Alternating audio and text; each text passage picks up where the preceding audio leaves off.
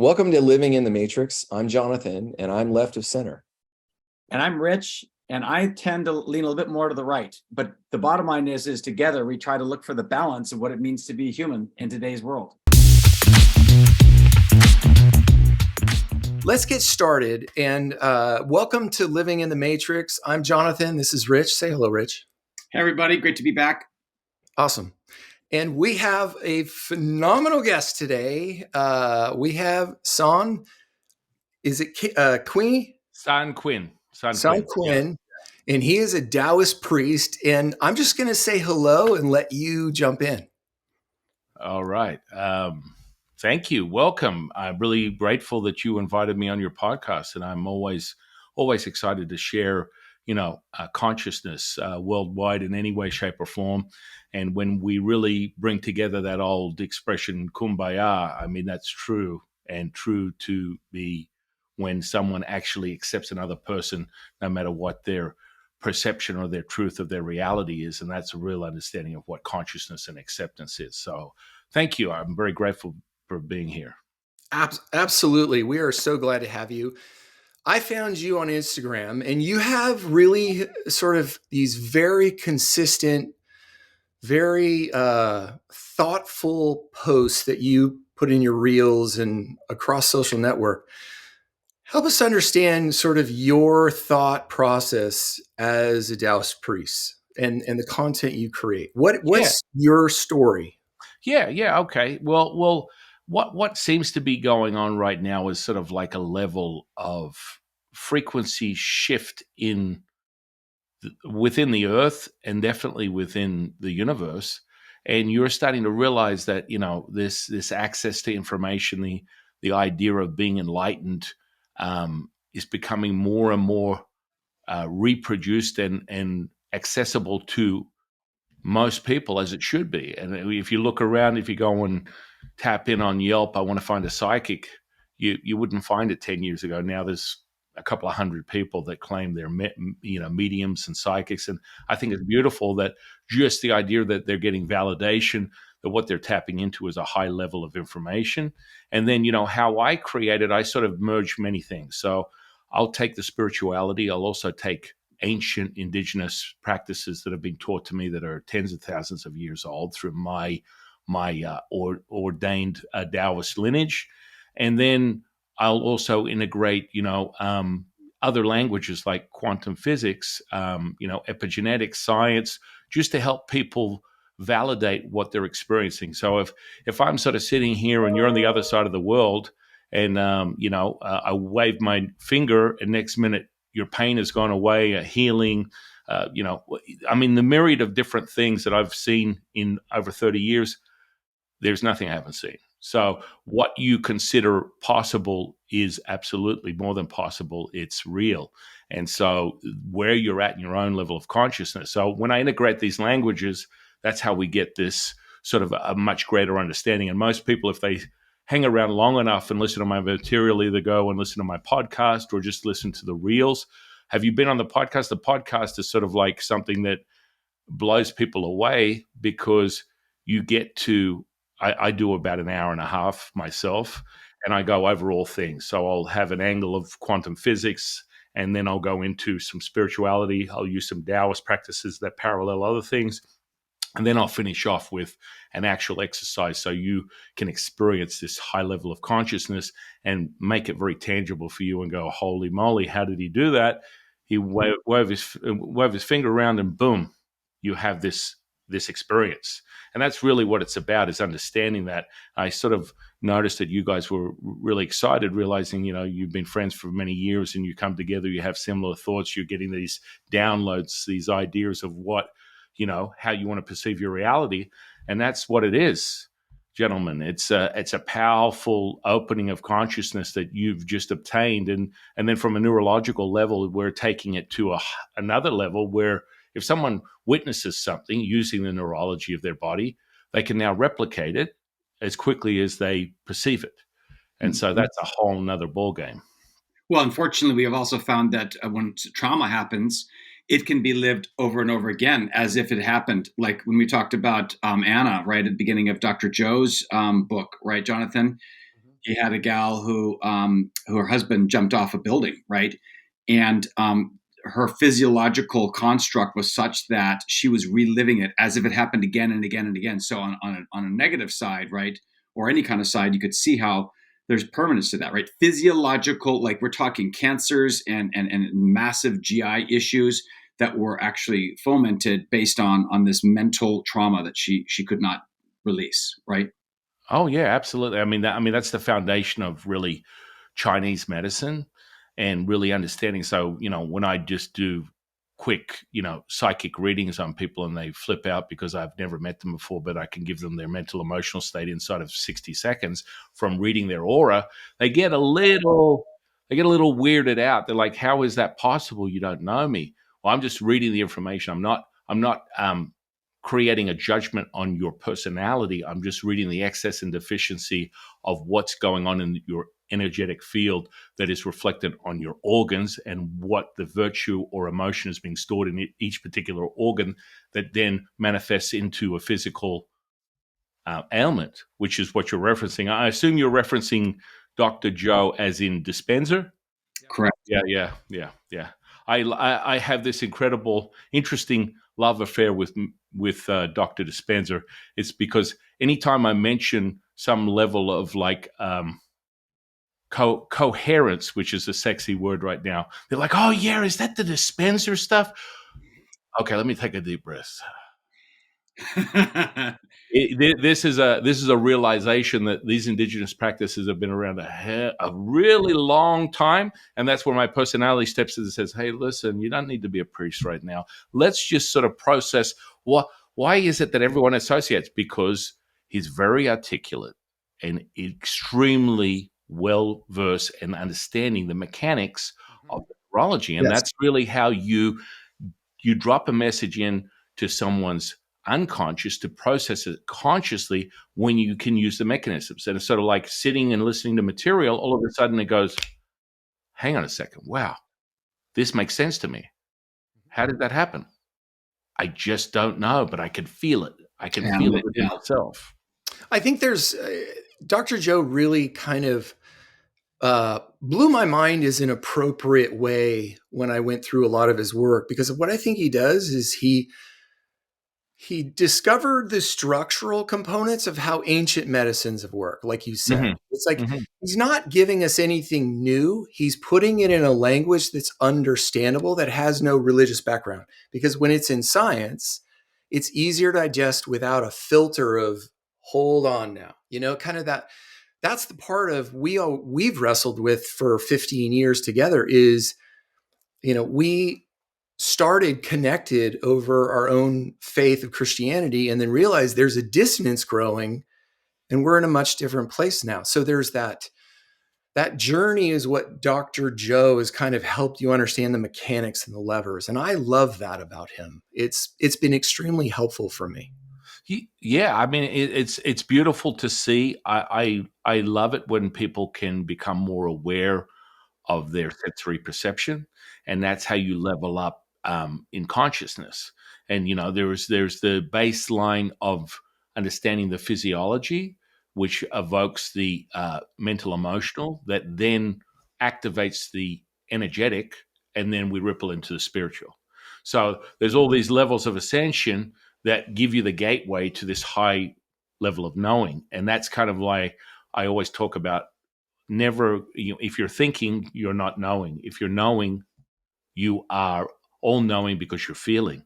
See, so the thought Yeah. component is where you process things, you compartmentalize things, whereas when you feel it, you know it. And that's why the register for my app specifically is you start with the feeling. So you can hit Mhm. play on that, and the visual audible experience evokes the kinesthetic response, which makes you feel like you've had 5 pina coladas, 10 days in the Bahamas, and a full body massage.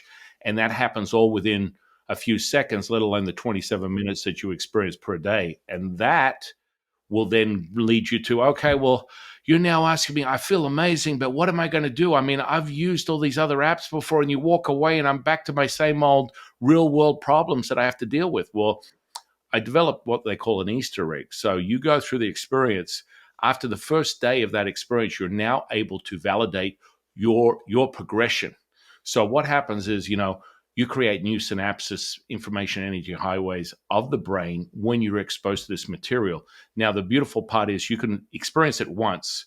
And what happens, I always tell people, once you experience it once, you can close your eyes and you'll see it visually in your third eye, because all these energy centers are being activated from the first one that accesses the earth all the way to the universe, and the 7 in between, which some people would correlate or associate with something they would call a chakra. We just call them energy centers within Daoism. And then, you have more deeper understanding of what we call the dantians, which would be in association with the physiology of your brain, your heart, and your gut.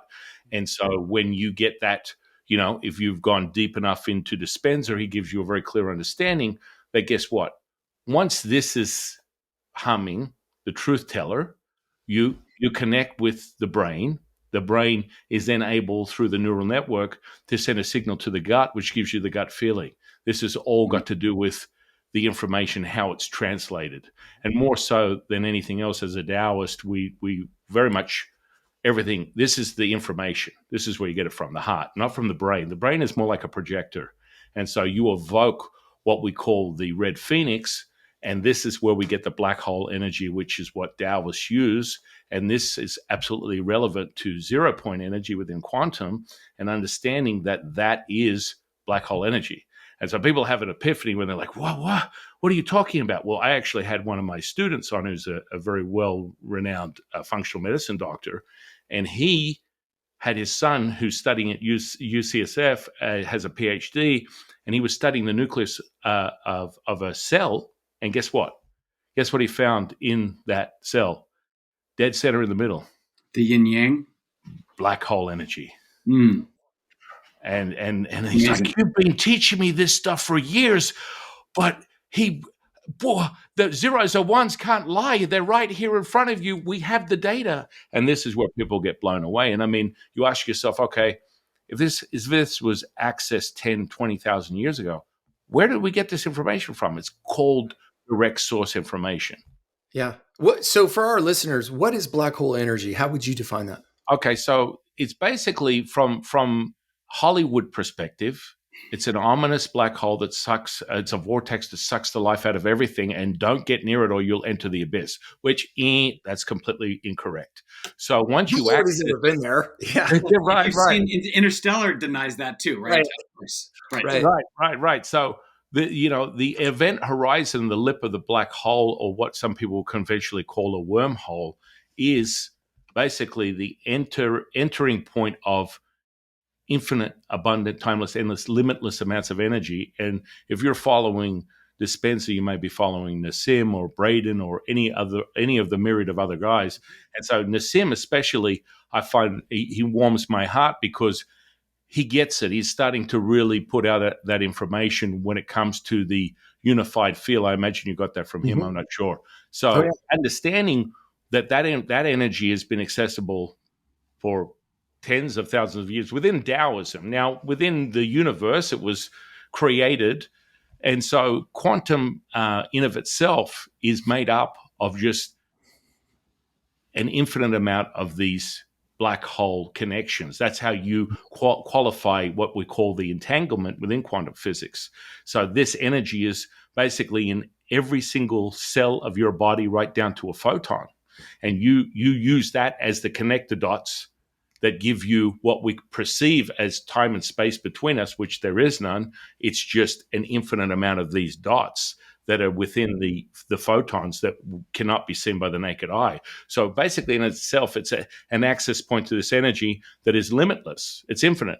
And so even Nassim is claims that within the next 12 months, that he'll have access to, some type of a device very similar to a cell phone that, we could go, hey, look, I'm going to put this on my car. I'm going to put this on my house.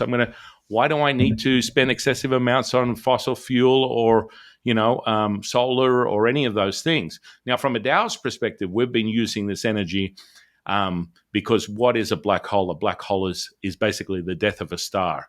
And then that sort of like rises up from the deconstruction of a star in itself. From a Daoist perspective, this is the Earth, right? Which the parallels are sort of like uncanny. Let me guess. There's there's a magnetic field that's pulsating from the earth, which is pulsating from the human body. And it's like, what are the chances of that? What a coincidence. And so through specific practices, you evoke the rising of the red phoenix, which is the death of a black star, a death of a star which becomes a black hole.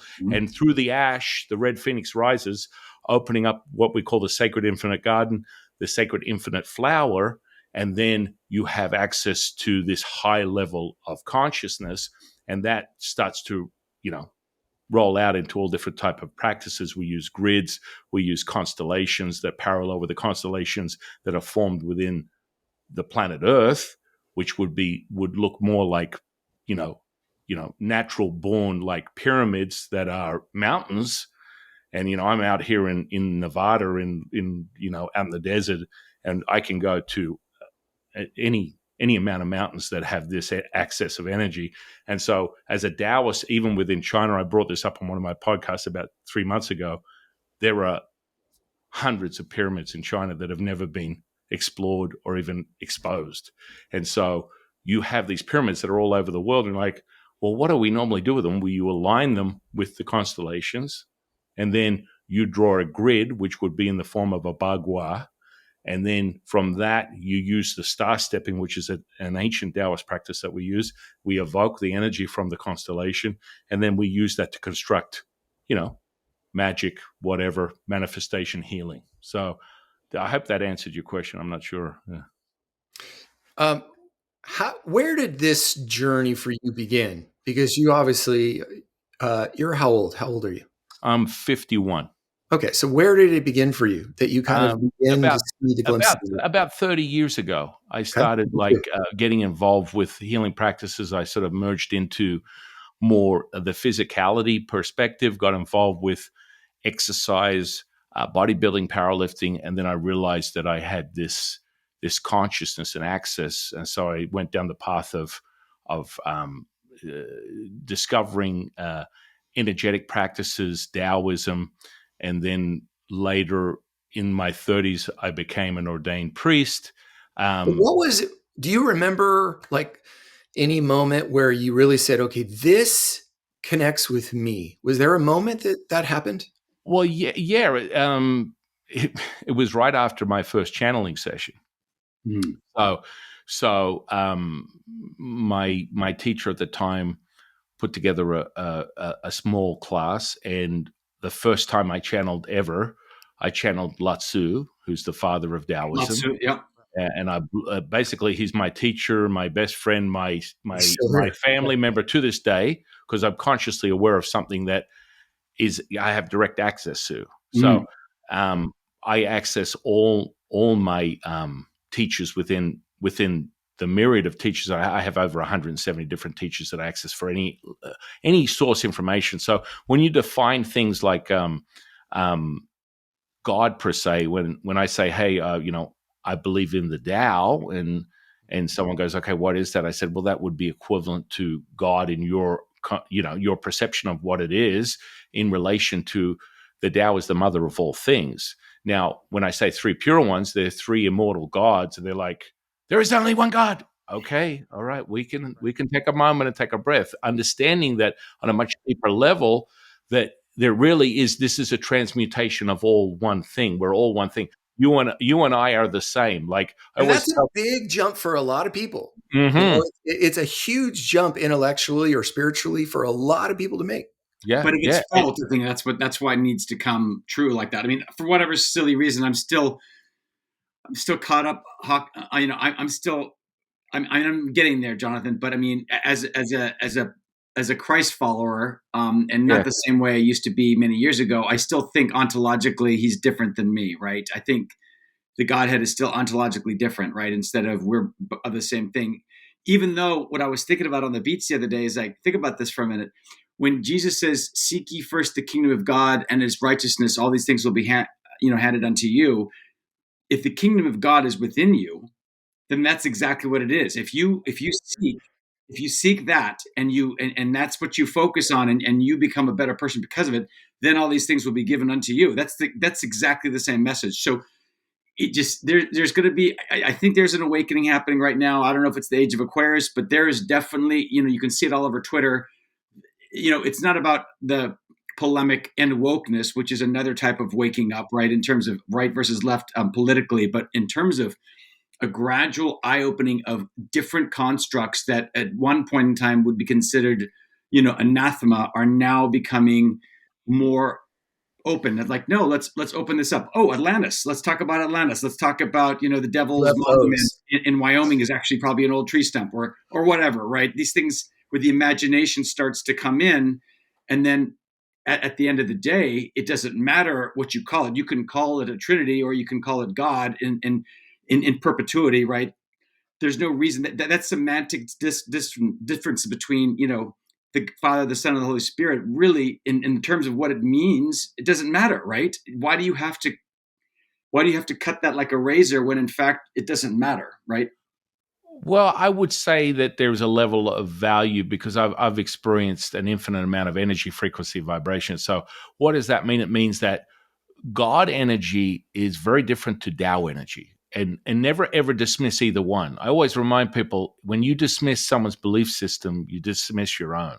Got it. So understanding that interconnection. So the gradients of specifically, there was one podcast I had probably 3 or 4 back, and this guy was just incredible energy, a great leader, just as if he was like just pulling these incredible speeches of motivation out of air. It was just mind blowing to me. And when I was speaking to him, he was very, very had a deep affinity with God and Jesus specifically. And when I looked at his field, Jesus was emanating from every aspect of. I mean, it was almost like blinding, the energy and the light coming from this guy.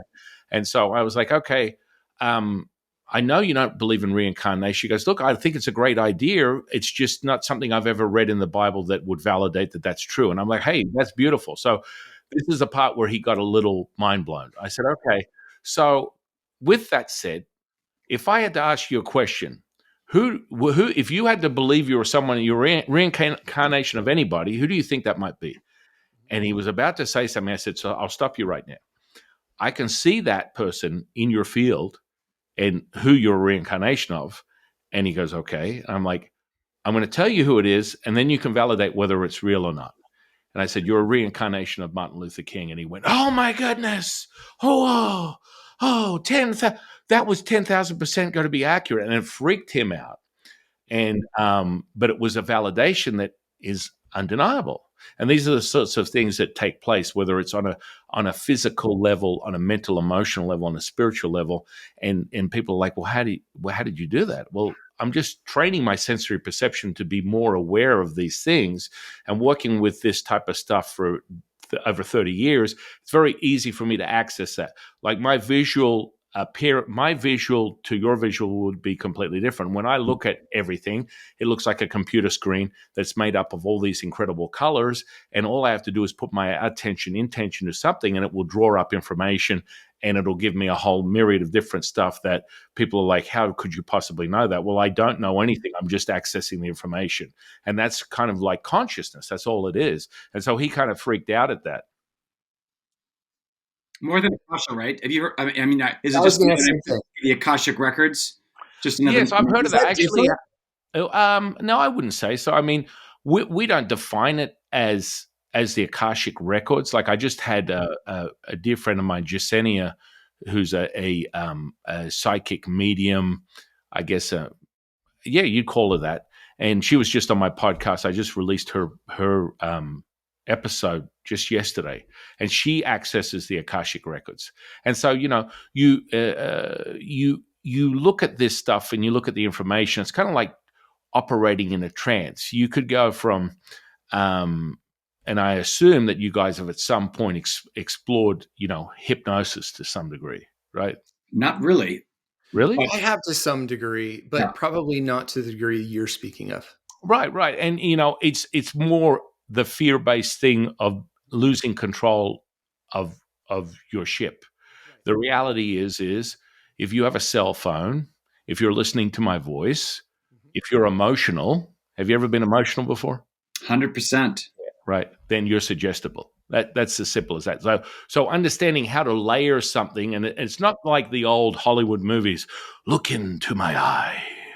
I want you to follow my finger. That type of stuff is interesting, and that came from a character back in the 1800s called Mesmer, which then coined the word mesmerized, and understanding that hypnosis has been around for thousands and thousands of years. If you want to regress back to some character by the name of Thoth within Egyptian history, a mystic that claims to have had the original access. Now, I don't really hypnosis is very limited in relation to you're accessing your unconscious. That to me is very earthbound. When you're accessing all things, a higher level of frequency, there is a second to none experience that you will receive from that, not just accessing someone's subconscious or unconscious, because there is a division between conscious, subconscious, and unconscious, even though some people would put unconscious and subconscious in the same category, but it's quite different. But getting back to the idea of everything has a different energy. Everything has a different frequency. I work with the big G, as you would define as God. I work with JC all the time, Jesus Christ. Whatever I see in the field of the individual that has come to me for whatever reason, I'm going to work with those energies to achieve the high level of consciousness, may it be through physical, mental, emotional, and ultimately spiritual healing. And that's how it works. Well, I think that was one of the things that really captured my imagination about what Joe talks about, and a lot of people in social media talk about, is just words or spells. And so he taught me about how you speak to yourself, like the idea of blessing your food actually brings in food that says, I'm okay with this. I want this to be healthy to my body. And if we're like, oh, I'm eating too much and I shouldn't, we're dispelling our food. And it's that concept of the relationship that a thought, and this is where Joe really got me, and you probably deeply understand this, is that the thought creates the electrical signal, it fires a chemical reaction in your body that you have to then make a judgment about. And that process is all started with words. It's like, or thereabouts. Like it's kind of like the thoughts. I know the thoughts can appear. Yeah, well, how I explain it is everything in your life has a recipe of three things. Doesn't matter what it is, right now, 5 seconds ago, an hour tomorrow, next week, last year. It's a thought, feeling, and an emotion. And what happens with that recipe is that evokes the alchemical response of the pituitary, pineal, and thalamus, which then creates the chemistry that uses the blood, which is a culture medium, as the messenger that evokes a genetic expression or gene expression, moreover, which then evokes the outcome within your physical body. Now, that can be accessed through anything, because your skin is your sensory perception. So it has little self-receptors within your skin. All that information that you're taking in from outside of this physical body, which is basically the barometer and tuning fork of your reality, that is the thing that registers your experience. So when you're ascending from a 3D to a 4D to a 5D, and the 5D is kind of like something that most people I've noticed have been evoking through external forces, may it be ayahuasca, LSD, whatever it is, I can give you an out-of-body experience using nothing more than the chemistry you're able to evoke through your pineal gland. And that comes from mastering the energy. When you master those 50 trillion cells, which Daoists are second to none at when it comes to the mastery of energy, the internal alchemy is what we have a reputation for. Our affinity with the universe has been going on for 10,000 years. A very well-known celebrity in the last 50 years who he came to me about 2 or 3 months ago, and I did a couple of episodes on my podcast about, was a guy by the name of Bruce Lee. And so Bruce Lee had a Daoist master that he worked with, and there was a lot of sort of back and forth, but understanding how to cultivate and move that energy like a 1-inch punch. I could teach anyone that. I could teach a 50-pound woman that's 4 foot, take her fist and drive it through the chest of a 300-pound, gorilla, and throw them across the room 10 or 20 feet. And that has to do with transferring the energy and how you transfer it.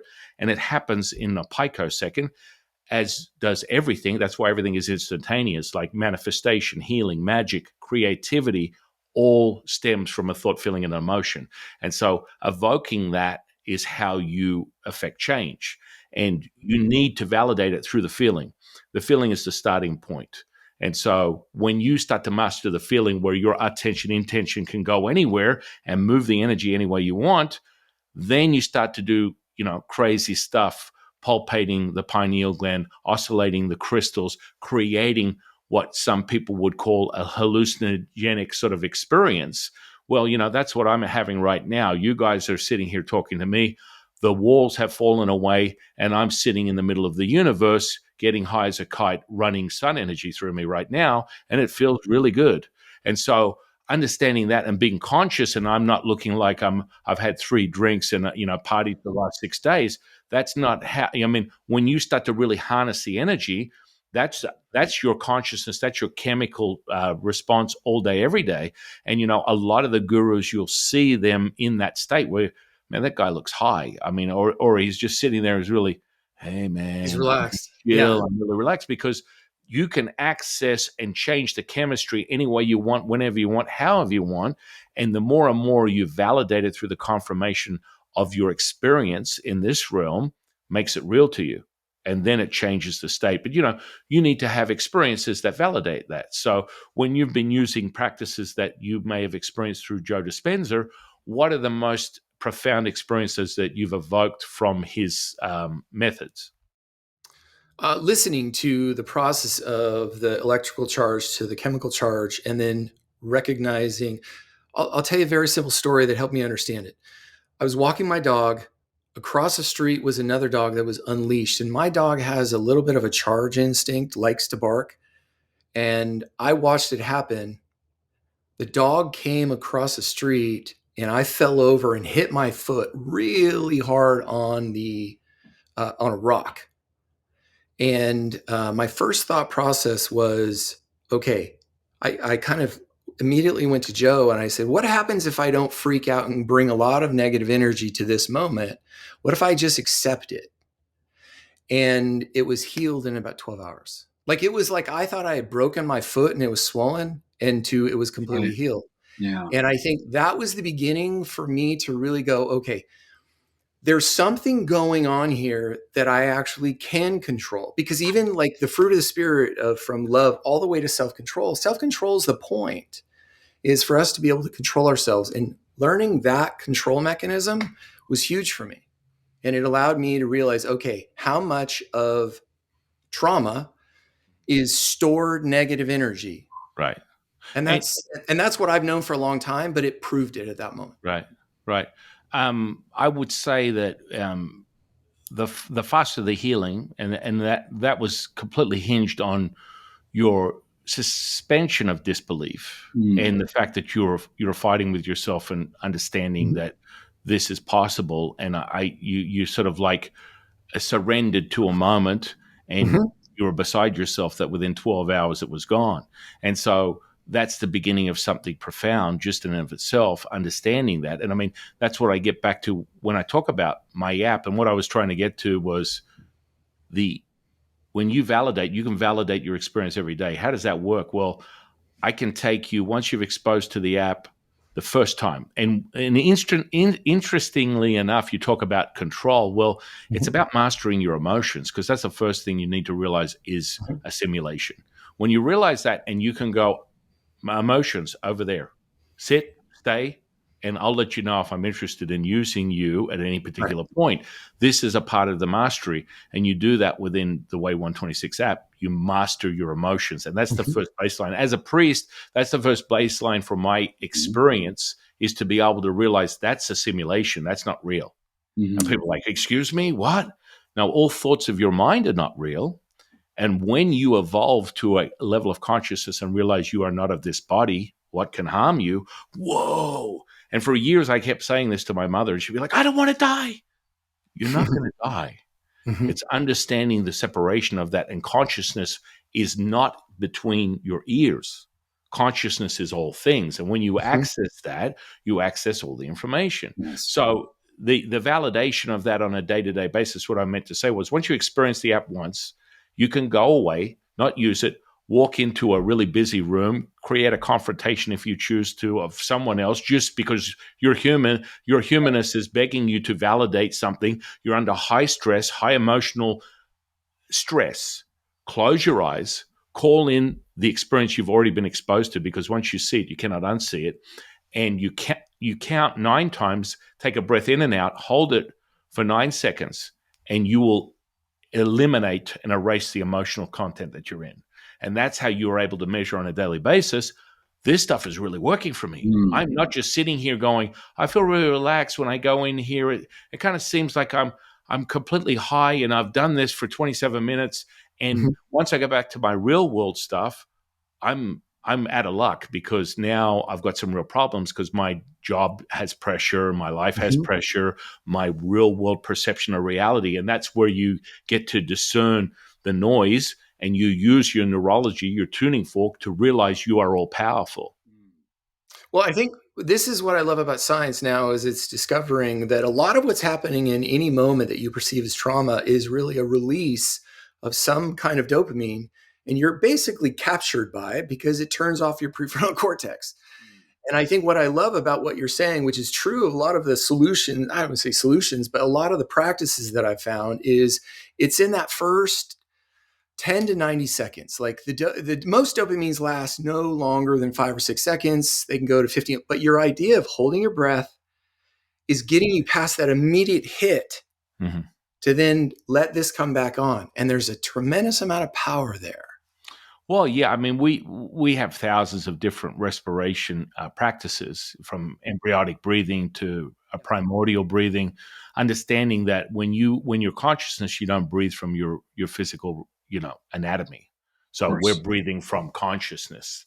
It's not like, I mean, the longest I've held my breath was, well over 20 minutes, up to 27 minutes. I've seen David Blaine hold his breath for over 40. And so, hang on a He second. did that on TV, I think. Yeah, he did.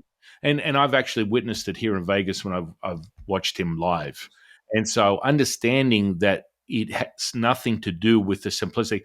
I like to always help people understand you have an incredible foundation. What I would suggest to you on your journey of exploration of consciousness would be, accept you know nothing and you know everything. I think I'm sitting on the doorstep of that. I feel like Rich and I have been exploring the concept of nothingness this year in conversations, and what it means to be no thing.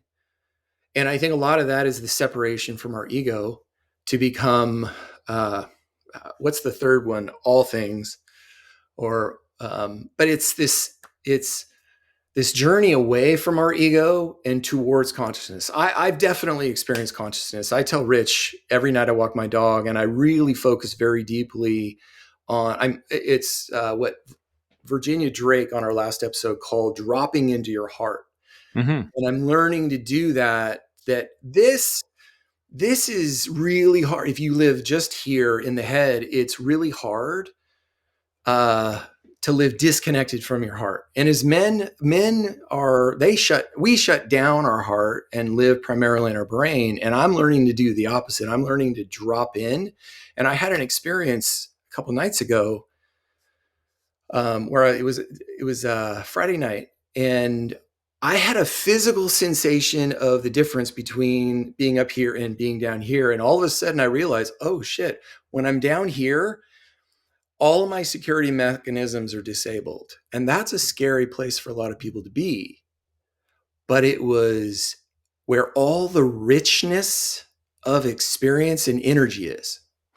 Well, Jonathan, you've been on that heart journey and been, manifesting it for a long time. I'm the one that we talked about. I'm the polemicist here, San, and I've lived in the world of the head, and I've been called out on a couple occasions by people on a plane and a gal in our small group about like tapping into that heart. So the way I've been able to tap into it without any kind of other intentionality is to do it through TM. And I guess one of the things that I wanted to ask you about, because when we talk about science, you have a science of 27 minutes with your app. The science of TM says 20 minutes in the morning. Oh, well, I think you said 27 minutes in the app, right? No, I said 27. We work in numbers. We work in the numbers, the letters, They're all integrated deep within your DNA, Oh, it's understanding the the way replication. 126. Sorry about that. Yeah, Yes. yeah. So the way 126 is all got to do with the power of 9. Within Daoism, that's the highest number. Got it. So the reason why that 20 minutes twice a day in TM is because your mind is racing for 15 minutes, then you can go to the unified field for 5. And then by the time you do it in the afternoon, I think it kind of hits you a little bit better. It's like that memory. So tell me a little bit about your app and can you go through the logistics of because I'm very interested already. Yeah, I want to get to that place where I felt the unified field, and when I do my TM, I can feel something in the prefrontal. Sometimes it's definitely not the pineal gland, but I definitely feel something physiological when I'm in the presence and I'm doing it right. And one of the things I loved about TM compared to mindfulness meditation or other kind of meditation is that it was just effortless, right? Even Cameron Diaz, if she can do it, anybody can do it, right?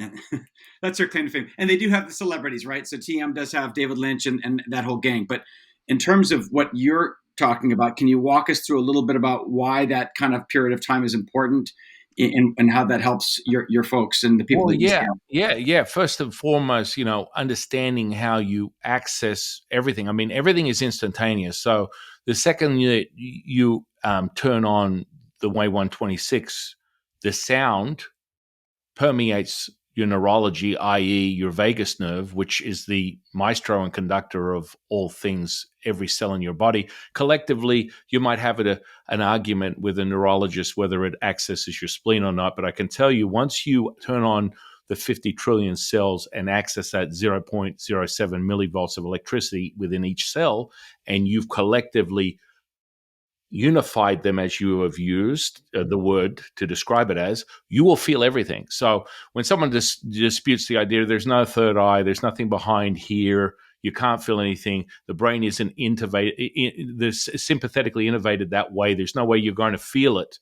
I can promise you, I can have you feel every part of your physical body and then everything outside of that, because that's the mastery that we're speaking of. And that's how you're able to validate your experience. It doesn't come from, so your head could be running all day long, but when you feel it, that's the green light that you're in a state of consciousness, and your brain, I've done so many EEGs on people that have used this stuff. The response is always the same. You evoke a gamma frequency, the brain wave frequency, and then you're able to play with that. Once you envelop the whole brain, then you can play in the theta and the alpha state while completely highly conscious, not highly anxious, whereas more of a beta frequency would be in that state. So when you hit 27 minutes, you've really, like 27 minutes, I would equate to 8 hours of meditation, 8 hours of sleep, 8 hours of relaxation just from that one hit.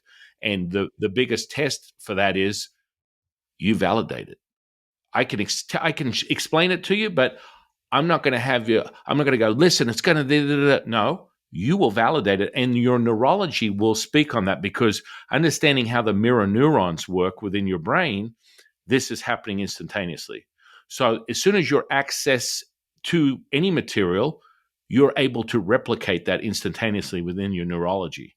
So this is a really powerful thing. Now, I explain it that way. Now, before I would use, scientific terms or quantum physics or anything of that nature, within Daoism, we talk about what we call mirror magic, where you are replicating the external with the internal with the external, the old expression, you are the field is you are the universe is you, everything is all encapsulated or broken down to more holographic sort of like model of understanding how we're simulating wave to light to matter to particle, i.e. what you perceive right now as your reality. So that time frame, and like I said, you could literally spend the first couple of seconds, and there's what I call 9 transitions that lead you into the experience that brings up to the 27 minutes. And those 9 transitions are specific things that work with your unconscious.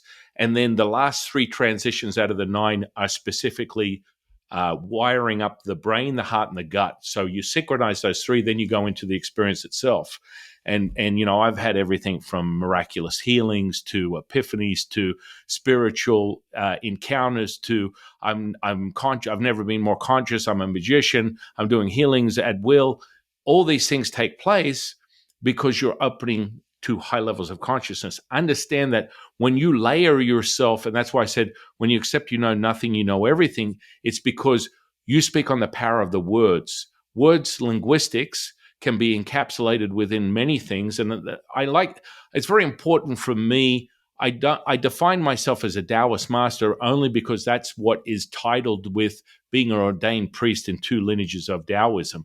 I don't call myself a master per se because I have an ego the size of Wyoming.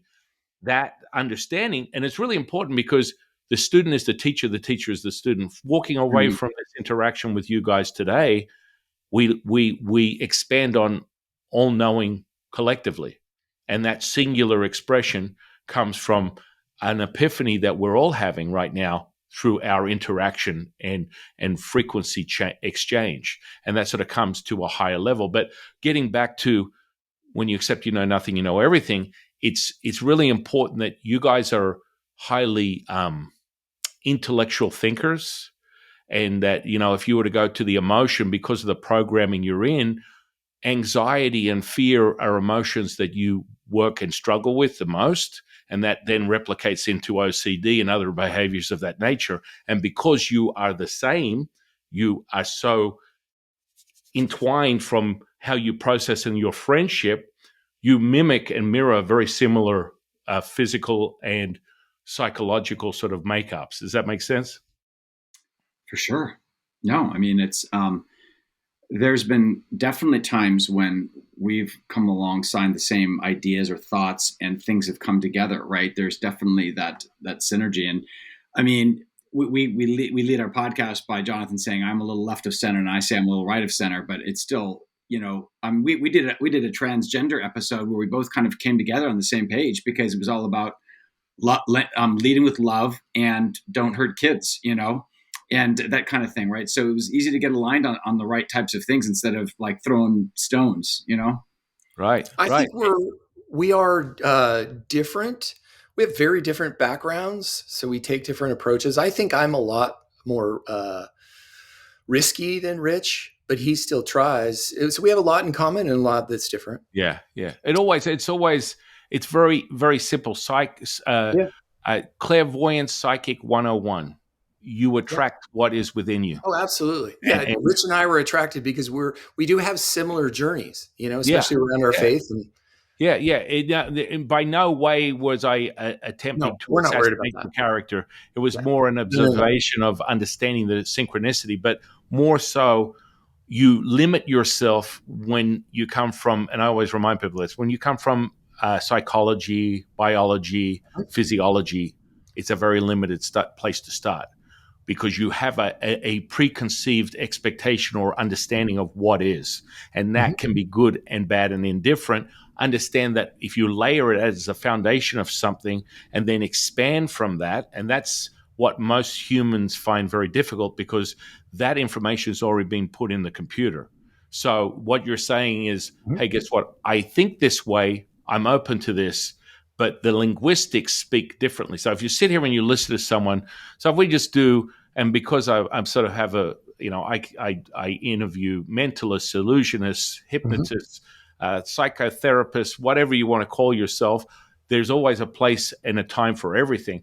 And so, you know, the godfather of, you know, do you know what have you heard of Tony Robbins before? Of course. Yeah. And what is he? He's what's he the god? Walking on flaming coals and all kinds of stuff. And what's he the godfather of? Do you know? No. Rather than just being a motivational speaker, he's actually a master manipulator. So he was the seed in the beginning of what we call a thing called, which they've coined that. Now, you talk about words as Dispenser has referred to it. Within Daoism, we call it incantations. So the power of incantations applied to what we call talismans, where you're constructing a specific type of like magic, you're drawing it out, and then you're imprinting it with the incantation, what we would call the prayer, right? The prayer, whatever. And so that is very powerful. So NLP, which you've probably heard of, neuro-linguistic programming, right? That's Tony Robbins' bread and butter. That's how he made his millions. So there is levels and degrees of understanding. Now, I look at that and I go, when I see it, I'm like, okay, I'm okay if people identify and they're able to tell people that's what they're doing. But when they collectively do it in a way that is sort of manipulative, I then have no mercy for someone when I viscerate them, because 100%. there's a manipulation that comes with that. And a lot of politicians, motivational speakers, they all do the same type of thing. I'm a salesperson, I'm a motivator, and it's not good. I mean, it's so powerful, right? Just like Jonathan said, words are so powerful. You had that epiphany, that realization, and people need to understand that that's the foundation of everyone's basically growth of consciousness, is realizing how powerful those words are. Numbers, symbols, words, letters, they're all integrated into your DNA that is going back lifetimes. And, that could be, measured by the scientific facts back in the 90s. We were talking about heart math, which then, Dispenza leans on that. And then we have, a physicist back in the early 2000s who deciphered the code within a DNA strand, which came up with the God code, right? Which you guys are probably familiar with. What did it say? What did it say? What did it say? God eternal in this body. And I mean, look, but we can program anything. If I sit here long enough and I chant a mantra, audibly or inaudibly in my mind, it will permeate the very field and essence of everything around us, and it will be received by you, regardless of your mindset. Does that make sense? Just as your information is coming to me, my information is coming to you, we are all one. And when we realize that, all these things are taking place. So the epigenetic model of understanding, the environment affects the genes. You are a product of your environment. Your thoughts can switch on and off your gene expression, is an epiphany that, what's his name? Lipton had back in the 60s, playing around with stem cells, bringing it up to the forefront and sort of like translating this into an understanding within a language called science that people can go, oh, that crazy ancient stuff that Daoist Master San Qing does is quantified in a language. And that's why I appreciate these types of people that are bringing this information in, and then I can lean on and go, okay, this experience that you had is a complete reflection of this, this, and this, and here are the mechanisms that will help you understand how you had that experience, how you feel this way, why you're perceiving your reality to this degree. And it's so beautiful when Jonathan talks about how you feel it in the heart. But I mean, understanding that if you sit on the couch of some psychiatrist or psychologist and they work through what's going on up here, it's never going to be resolved reflectant of the actual trauma and all the other energy that is permeated in the heart itself, because you have a brain in your heart that is equivalent to the brain you have in your skull. And so all that trauma that we speak of, that you guys have become really familiar with, that emotional trauma, is stored there. And from a Daoist, ancient Chinese medicine, traditional Chinese medicine, we observe that the most powerful remedy for any Chinese medicine is energetics. So that's the Qigong. And that's where we lean on respiration. Qigong, in definition, means moving energy with your breath. And Nigong, which we work on, which is moving energy with your mind. And so you culminate the two and you create this experience where you become quite masterful. But that understanding, that powerful understanding that Jonathan had with his dog, and he was able to perceive and receive this physiological healing that was, miraculous in your opinion. Within 12 hours, it was gone. I sprained my ankle or whatnot.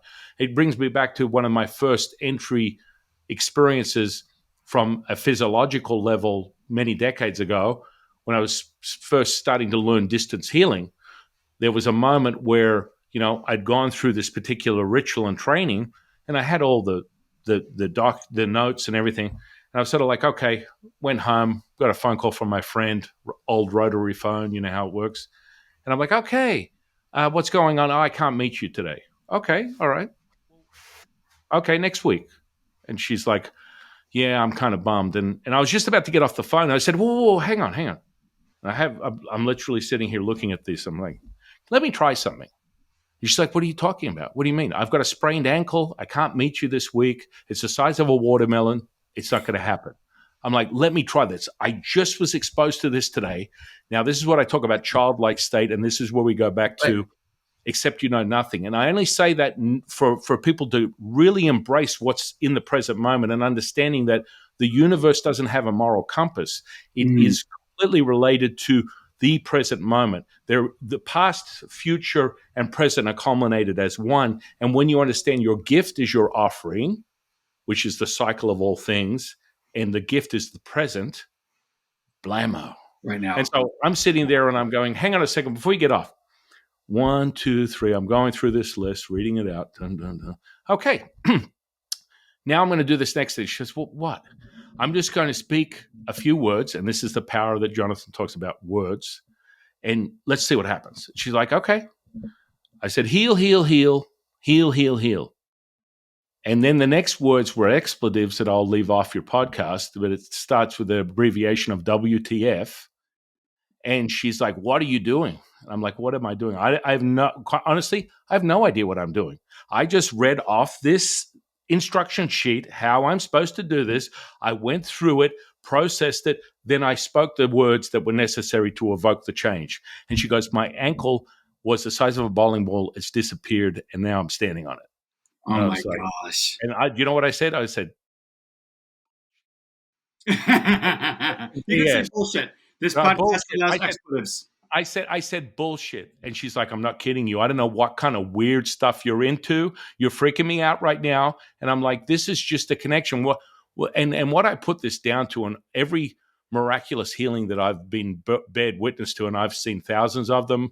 I mean, I could write a book, and there's nothing I haven't seen. So if you can think of your wildest imagination of a healing, I've seen it before my very eyes. And so when that happened to her, I was like, look, all I did was read off the script, and my acceptance, and this is a key factor of Daoism, accepting and allowing, and what we call Wu Wei, which is effortless action, effortless effort. And then you access what we call the Wu Ji, which is the stillness between the breath in and out, which is the breath in and out, yang and yin. And that's where you access the stillness. And, that's how I attribute it to it. And ever since my level of consciousness, accessing, channeling Lao-Tzu, my teacher, the information is direct, instantaneous. And that's how that's how things roll out. So if I'm doing something that would be a telekinesis sort of experience, where you want to see something like psychokinesis, if I take a spoon and I bend it before your very eyes, a really heavy piece of metal, there's a level of consciousness you dip into between 3, 4, and 5D, and you will feel it. And things start to wiggle. They start to transform before your very eyes, and you feel like you're on some type of hallucinogen. But then the matter itself reverses back into wave, light, bam. And then the miracle is that you can tangibly validate that in this 3D reality. And that's when it becomes real to you. Well, what's funny is, and I shouldn't be, it's something so trivial, in that I manifested a win in my fantasy football game this Sunday, in that I had already envisioned writing a post. So I've been sucking ass. And so I've won the last 2 games, and I was dead in the water for this particular week, where my quarterback went down. So you're probably familiar with fantasy. It's a big time suck. But in my mind, I had already written out 3 games, 3 victories, 3 quarterbacks with a combined score of 21 points that I was going to send to them. And I willed it. And then I watched as I went from a 12 to 18 or 20% chance of winning, to at one point being in the 9s, to winning by 1.5 points through a set of miraculous kinds of movements. That's silly, but I think at the same time, it just and I think we want to focus on things that are really helpful. What we want to think about is, how do we heal what's going on in Hamas and Israel? How do we engender things? And I guess sometimes we get caught up in the grandiose, and we need to focus on the minute in the day-to-day. And if we focus on the minute day-to-day, and we have enough people that are focusing on the little bit of things, then that can cause the larger, greater, the butterfly and the wind, right? Or what have you, right? Well, yeah, it's just really important. So if I lean on those types of things that are more what some people might call, an individual validation, I do it specifically to create a level of consciousness and awareness to that individual, whether it's a physical healing, whether it's, doing something that is of a higher level of consciousness, like, erasing PTSD within a second on anybody. These types of things validate the individual's experience, and then they become a replication of a higher frequency that then adds to the collective, amplifying this singular that we speak of, and then that's able to ripple out into all things, which it's always a win. So you're winning at your fantasy football is another validation, and that level of consciousness then increases. So I always tell people, if you want to, and I have a manifestation video on my YouTube channel that goes into great detail how to access manifestation, and it has to do with a feeling, and the feeling is critical. So if you understand the default of a human being is creativity, then that is instant gamma brainwave. Oh gosh, pure creativity is pure reality. The creativity becomes the reality, correct? And so when you and I always use music as a basic one. You take any song that you have, any song that's your favorite, you have a moment where you are resonating at that high frequency that makes you feel good. The chorus, the beat, the song itself.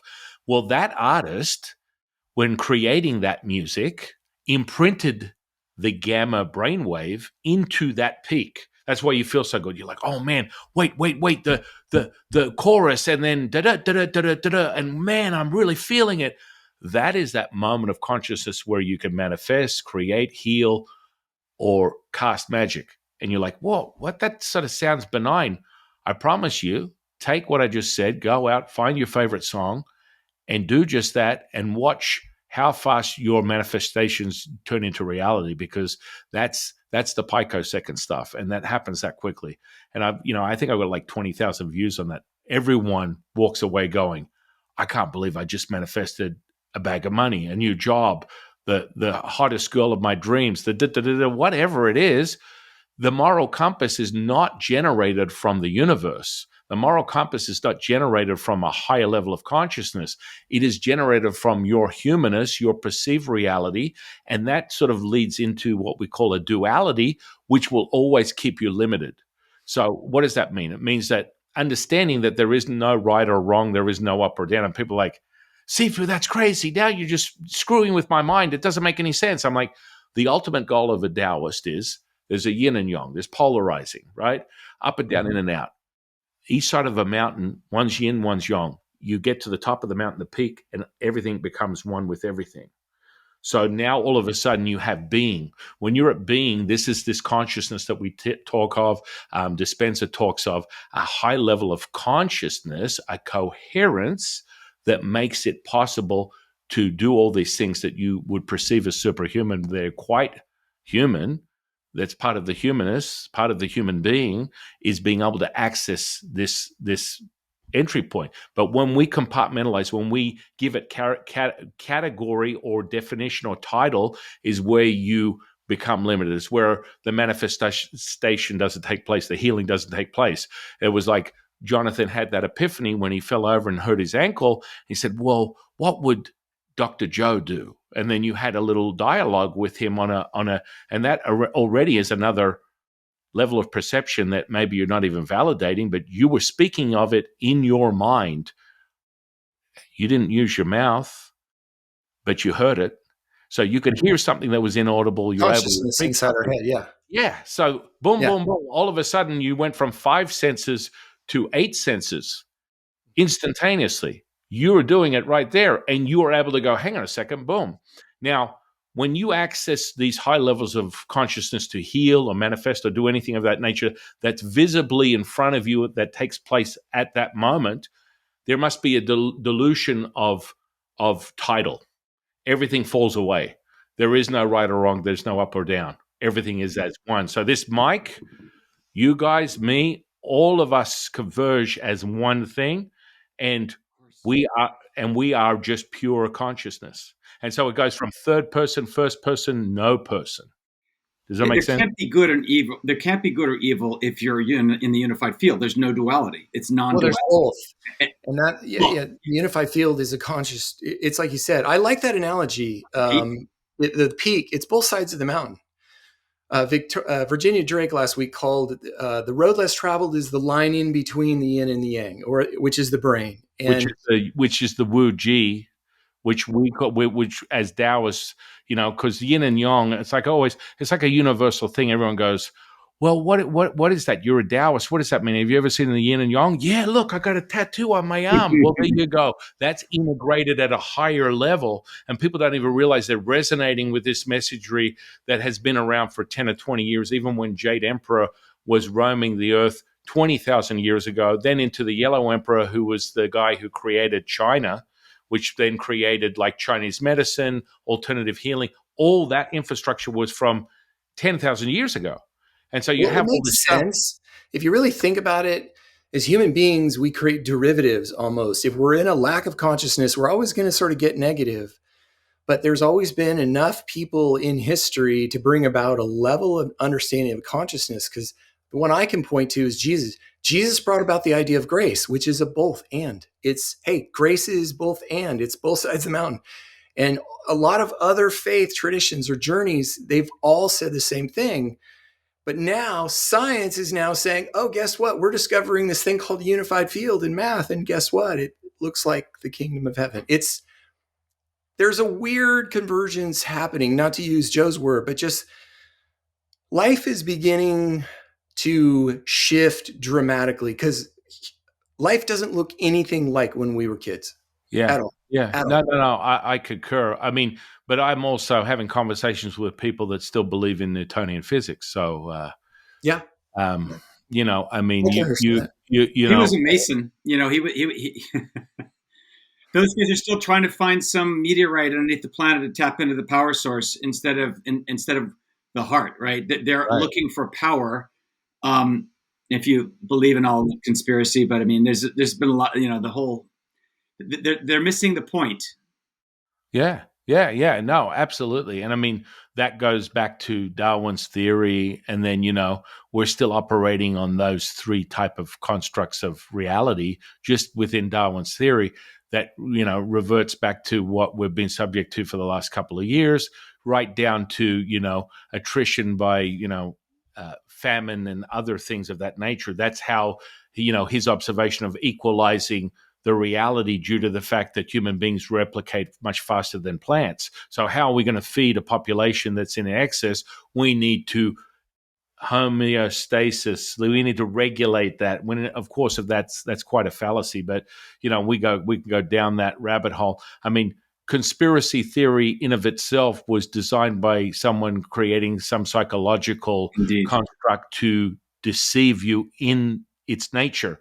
And I think it came back to some type of organization that might be government in their nature that created these types of mind prisons that we speak of. And so, I mean, it layers on and on and on. But I mean, Darwin's theory is, who hasn't heard the good old fashioned one, survival of the fittest? And that's Darwin's theory. That's straight out of his mouth. And we're still replicating it now in 2023. And people are like, yeah, that's how it works. And no, it. Yeah, no. but I'm hearing a lot of people. We've shifted. I'm hearing a lot of people say that doesn't work anymore. No, like it there's doesn't. a consciousness level raising that says, wait a minute, no matter how it's not religious based, it's just human based. That doesn't work.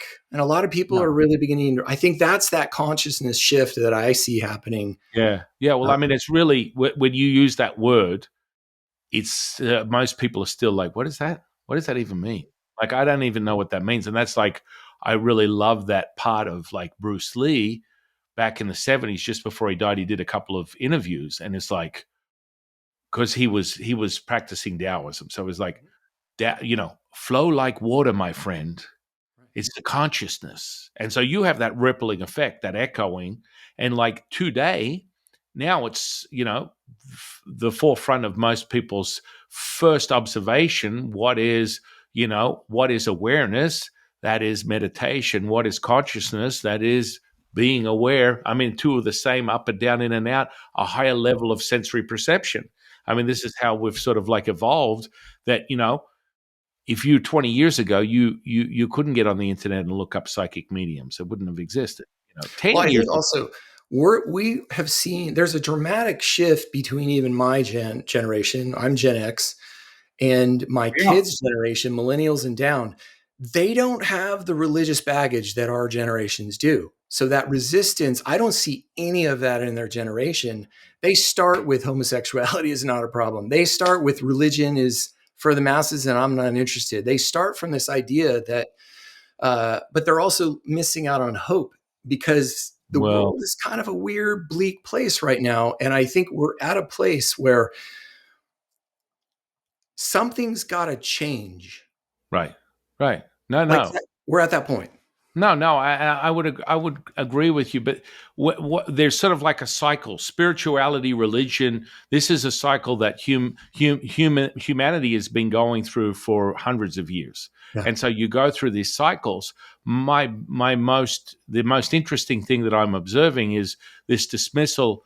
And when you dismiss religion, you also dismiss people's belief systems. Unfortunately, Of this course. country has been punished by it. But let's be honest: take a dollar bill and know what the foundation of this country came from, which was in God. In God we Yes. trust, right? Yeah. And so there's a level of that. And being a Daoist priest, people would be completely blown away when I tell them one of my favorite pastors in the world is Joel Osteen, and people are like, "Whoa, what is wrong with you? Yeah, have you lost your mind? Is this guy? This guy's just a Ponzi scheme, done money." Laundering, God knows what. I mean, they go through this whole gamut of different things. Right. When you understand how channeling works and you go and watch one of his sermons, there is a shift of energy that takes place with this guy that is second to none. And how do I know this? I do this all day long.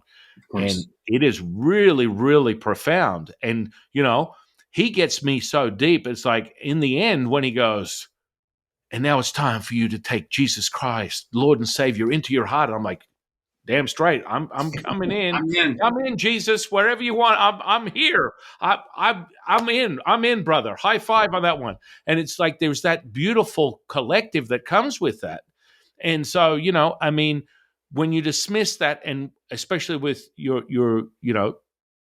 children's generation, there's this psychosis that's going on too, and we need to be Yes, aware of that. very much so. And so there's Yes. a lot of there's like this, you don't understand, but I've had friends that have paid exorbitant amounts of money for higher education for their children to literally the last couple of years want to lynch them because they had a different belief system than them. Absolutely. So it's kind of like, hang on a second, you're training someone to believe a certain thing and be trained in a thought process that then becomes very limited, right? And you're like, hang on a second, what? This doesn't even make sense. How is that possible? And hey, I spent $400,000 to have one of my children tell me I'm a racist. Wow, that's kind of mind blowing to me. When we all should get along, we all should accept and allow each other. But then it's that programming that we speak of. So it's like, I'm really curious to see the dismissal of that, the acceptance of spirituality, the realization, because there's this like level of tolerance. We talk about, you talk about homosexuality. That's a huge, big thing, especially within, originally, I'm originally from Australia. So we have one of the biggest gay communities probably in the world. If not, I've never seen a gay Mardi Gras bigger than the one that they put out through Sydney, Australia. At the time, there was 3 million people that populate Sydney, and at the gay Mardi Gras, there would be over 5 million people attending. So nice. Like an epicenter, that type of madness. But I personally, I have my own sexual preference, but I don't go around going, "Hi, my name's Daoist Master San Qing. I am straight." It doesn't sort of enter my programming of how I perceive a reality or even somebody. It's sort of like a level of judgment, but that's sort of like neither here nor there. But understanding that being all the same, that kind of acceptance, and I mean, that's probably not so much the framework of like Christianity, right? So Christianity is, I think, to a certain extent, historically lost, but kind of coming into its own. I think what's happening now is a lot of the bullshit factor of Christianity is being burned away. It's kind of like, yeah, that doesn't work. The Uh, hierarchical power structures. There's also yeah, the yeah, word a abuse, lot of that. not only the abuse in the Catholic Church, but even in the Southern Baptist Convention. And that's shown to be even more horrifying because it's not hierarchical, right? Each of these particular congregations has their own autonomy instead of the archdiocese. The bishop says, hey, let's scuttle this guy over here. And then they have to take him, right? In this particular case, they're very aware of what's going on and they're willingly sending them to be predators at the next particular place. So push that aside, Jonathan. You're absolutely right. We've lost our way in terms of that structured kind of Christianity, right? Yeah, but what happens is you take that coding off and you can start allowing the spirit, which is just energy, to move finally. Because historically, the last 1900 years, Christianity has been an extremely masculine, head-dominated faith. And it's never been able to drop into the heart like Jesus showed us. And now I think that is going away and that it's beginning to drop into its heart. Sure. And I mean, again, always remember your perception of your reality is your truth and your truth only, the only truth that you need to be concerned with. Mm-hmm. So everyone has a starting seed point. I always get a lot of these people that are a spiritual. I'm a guru. I'm a pastor. I'm a priest. I'm a enlightened one. And then they look at the individual, and then you see the seed of judgment, which is truly not accepting and allowing. It's like there's a very delusional state of realization. What is truly consciousness? Consciousness is all things. And when you truly accept and allow all things, then you're not being adverse or diverse or inclusive or exclusive. You are one with all. And that's the unified field. That's the distinct nature of it, is it includes both sides of the polarity. Mm-hmm. And in any direction, for any emotion, any experience, both sides are always inside of the unified field. So there is some measure at which they can find a space, that road less traveled. We had a guest, Brittany, on, and she kind of went the opposite direction as us, and she explored nihilism and kind of the outcomes of that. But she had a really great idea, which was all life exists on the spectrum of the differences of two people, and where they come together to find their humanity, that thin line, that's the road less traveled. That's where it's not polarized. It's in that middle space. And that's where we find life. I think that's a beautiful perception, observation. Consciousness in definition to me is you're sitting at one end of the table. I'm sitting at the other. Yeah. There's an orange in the middle of the table. And you see it my way, your way, and I see it my way. It's all the same, yet we're accessing the same information. And so the validation is the information. The validation is psychics, mediums, healers, enlightened people, less enlightened people, judgmental people, non-judgmental people, good, bad, and ugly, green, gold, orange. All that comes together as one. And when we're able to realize that, then we have a high level of the biggest fallacy is, people get caught up in whatever practice they're into, and they're like, I have to master that. So I have to, there's this expression that, especially within the alternative healing, there must be a death. And unfortunately, I would have to disagree absolutely 1000%. My personality is my personality. I love 80s movies. I enjoy working out, powerlifting, bodybuilding, playing with, action figures. Yes, that's right. Understanding that, I can hang out with my 5 kids that all love to do all these different things. And then I can go, and the power of my attention intention is envelop San Qing, put him aside, access the higher level of ascension and consciousness, and affect an instant healing, affect an instant manifestation, an instant realization there is something greater, that creativity, and that is evident by the experience that's before me in this 3D reality from a 5D. And, it's all about validating what's going on. It's not just this spoken word, which is so very important. It's being able to show you. I'm a show me type of guy. It's like, okay, that's really good. Now show me. And that's where people kind of get a little lost because they're still conceptual. And that's a beautiful place. There is no right place. You get into your place wherever you're at. If you're at wherever you're at, you're only going up, or you're getting even higher. It's just wherever the dial is for you to turn it on, snap it on, turn it up another few notches, and that becomes realized. Right. One of the things that I was thinking about, going back to this conflict we've got in the Middle East, is that when you look at what happened in the turn of the first millennia, you actually had Jews, Muslims, and Christians all working together, but they were under the guise of mysticism. And if you look at the Alhambra and you look at Alphonse X, he had all of these people at his court, and that's when you had real synergy, right? That's just where there were some different backgrounds, right? But at the same time, they all saw the same energy of the big G, right? And it's so sad that we have this reality, right? We have this reality of this actual convergence coming together with brilliant kinds of things. I mean, the Alhambra is a sacred geometric edifice, right? And you can just see the love and intention that went into that place. It's just absolutely miraculous in terms of tranquility and just presence, right? So, I mean, I guess what I'd like to figure out, Jonathan, we got one more question, but again, we kind of talked about it when Jonathan was getting his power cord. Where would you begin if somebody asked you? Where would you begin to say, how do we heal what's going on here? Let's move everything else. Let's move the trans, the religious versus the gay agenda. How do we go to that conflict and begin to figure out ways to heal that scenario? Mm-hmm. Is that the question? That's the question. Well, I mean, understanding that, this is all a catalyst of perception of reality, and that would be moreover if you believe that religion is your thing, if you believe that, there is a separator between these two, forces that are fighting for the same space of land that is wholly in their nature, their perception, their reality.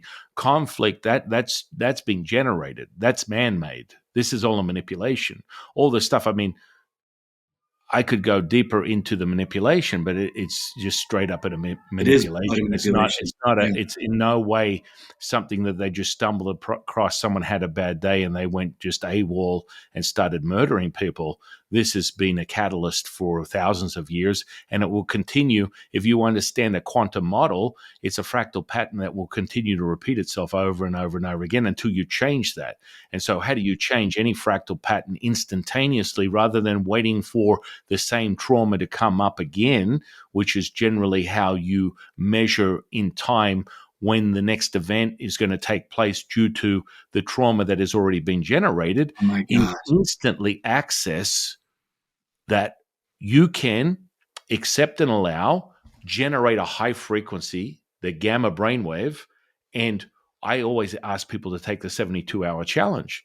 And if you accept and allow everything in your life for 72 hours, you will be drama-free and have an effortless experience and ask yourself, what am I doing with my life? I don't have a problem. I am absolutely happy and content and in embracing everything. I think I need to poke myself in the eye. Maybe I'll put my hand in a door frame and shut it because it's effortless at this point. And that's how quickly you can break that fractal pattern. And so with that said, that fractal pattern will continue. And unless there is a circumventing a major element of change, which is not going to happen, we're just going to witness this until the end of time. This is it. This is Neo and the architect having that conversation. The architect is saying, you've been through this. We've killed Zion. It's happened over and over and over again. And then Neo opens the door and he breaks that fractal trauma that's going to happen again and again and brings about the salvation of the movie, if you would. Right. That is that moment. Groundhog Day. Right? Of course. Or, if you want to take it from a psychological perspective, have you heard of the RAS, reticular activative system? Yeah. So, but, basically that's a real fancy psychological way to go. That's your unconscious, and you can program it any way you want. Just go buy yourself a red car, and you're going to walk outside and start driving down the street and go, oh my goodness, There's 1,000 red cars out there. And that simplicity is too simple for most human beings. So the idea that I could access my unconscious that quickly and program it any way I want just by thinking that is the whole problem with it in of itself, because then the complexity ravels off into another complexity, into another one. And then we start thinking too much. And then all of a sudden, the face value that I speak of and have this whole time, which is childlike, accept and allow everything as is, never materializes but did I say it right? Was I process? Did I call in the right energy? Did I pray enough? Did I say the right word? No. When you're the universe, it happens instantaneously. So that means if you just think it, it's so. And so that's kind of like comes back to when I had my first experience 30 years ago, saying heal, heal, heal, heal, heal, heal, because I had no expectation. And so the part of materializing a manifestation is to removing the energy, the emotional content. Well, when you remove the emotional content and you're not invested, and people are like, I get people that call me and say, oh, my grandmother's dying. She was put into a coma. Can you help me out? I'm like, sure, no problem. Done. They call up the next day and they're like, my grandmother got out of a coma and she's all right. And then 3 years later, she's having the best life ever, because all I'm doing is opening a space of consciousness. That energy is coming in and ramping and supercharging that event.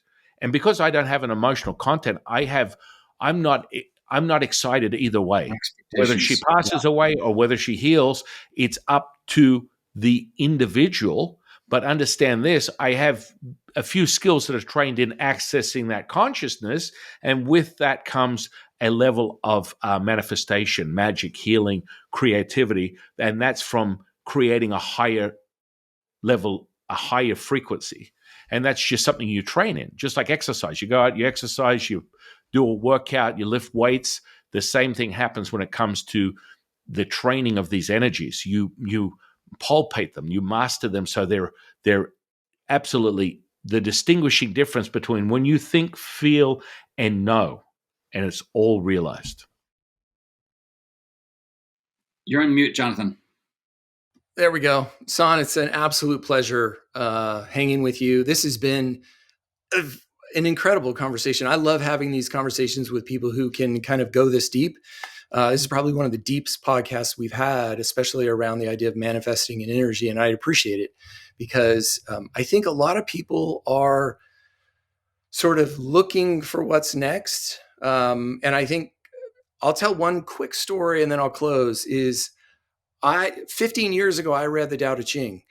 And I remember feeling completely guilty doing it, going, who the fuck cares?